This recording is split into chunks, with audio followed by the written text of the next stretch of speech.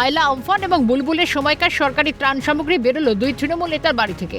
বিপুল পরিমাণ ত্রাণ সামগ্রীর মধ্যে রয়েছে কৃষি যন্ত্রপাতি থেকে শুরু করে অন্যান্য সামগ্রী। অভিযোগের কাঠগড়া দুর্গামণ্ডপ অঞ্চলের দুই প্রভাবশালী তৃণমূলের পঞ্চায়েত প্রধান লক্ষণ অধিকারী এবং অঞ্চল সভাপতি দেবরঞ্জন অধিকারী।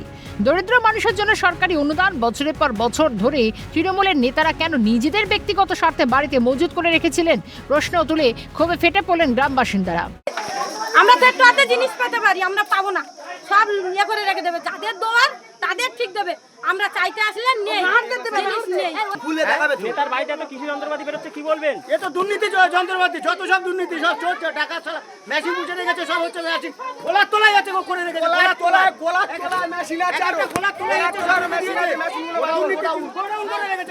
দুর্নীতির দায়ে অভিযুক্ত তৃণমূলের এই প্রধান এবং অঞ্চল সভাপতির অবিলম্বে গ্রেফতারের দাবিতে শতাধিক মানুষ রাস্তায় নেমে দিন বিক্ষোভ দেখান। পরিস্থিতি নিয়ন্ত্রণে রাখতে এলাকায় পুলিশ মোতায়েন করা হয়। ইতিমধ্যে পুলিশের জালে অভিযুক্ত দুই তৃণমূল নেতা। চাকরি পাইয়ে দেওয়ার নামেও লক্ষ লক্ষ টাকা তোলার অভিযোগ, কিন্তু ক্ষমতায় পালা বদলের পর এলাকা ছেড়ে পালানোর চেষ্টায় অভিযুক্ত তৃণমূল নেতারা। ঘটনার জেরে ব্যাপক উত্তেজনা গাইঘাটার ঠাকুরনগরে। অভিযোগ, সোমবার গাড়িতে যাবতীয় আসবাবপত্র থেকে মালপত্র তুলে এলাকা ছাড়া পরিকল্পনা করছিলেন অভিযুক্ত তৃণমূল নেতা নিরুপম রায়।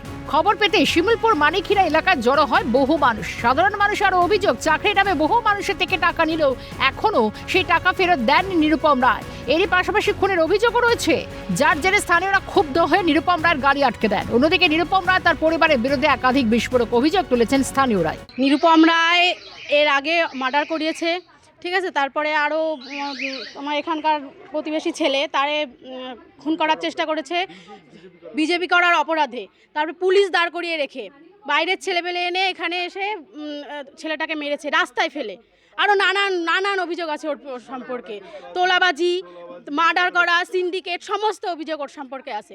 আজকে কি করলেন আপনারা? আজকে আমরা এই যে গাড়ি আটকে দিয়েছি, ওদের আটকানোর চেষ্টা করেছিলাম, যাই হোক ওরা বেরিয়ে গেছে। নিরুপম রায় কোথায়? নিরুপম রায় বেরিয়ে গেছে এখান থেকে। কতদিন আগে? আজকেই? ও ভোটের পরে, রেজাল্টের পরেই ও গা ঢাকা দিয়েছে। তাহলে মালগুলো কারা নিয়ে যাচ্ছিল, কোথায় নিয়ে যাচ্ছিল? ড্রাইভার ঠিক করেছে, সেখানে ওরা নিয়ে যাচ্ছিল। আমার ভাই শ্রীকান্ত মল্লিককে মার্ডার করার ওদের পরিকল্পনা ছিল নিরুপম রায়ের। দুপুরবেলা আমার ভাইয়ের একটাই অসুবিধা ছিল যে ও বিজেপি করছে, সেই কারণে দুপুরবেলায় একে পরিকল্পিতভাবে মার্ডার করার হুমকি দিয়ে ওকে মার্ডার করে দিয়েছে অলরেডি।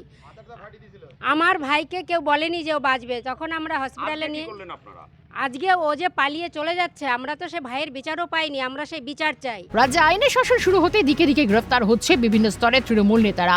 কেউ লুট করেছে সরকারি প্রকল্পের টাকা, আবার কারো বা বাড়ি এলাকায় কার্যালয় থেকে উদ্ধারও হচ্ছে ভরি ভরি ত্রাণ সামগ্রী, যা চোখের সামনে দেখে ক্ষোভে ফুঁসছেন সাধারণ মানুষ। শামীম মোল্লা এবং জ্যোতির্ময় চক্রবর্তী রিপোর্ট, কালকাটা নিউজ।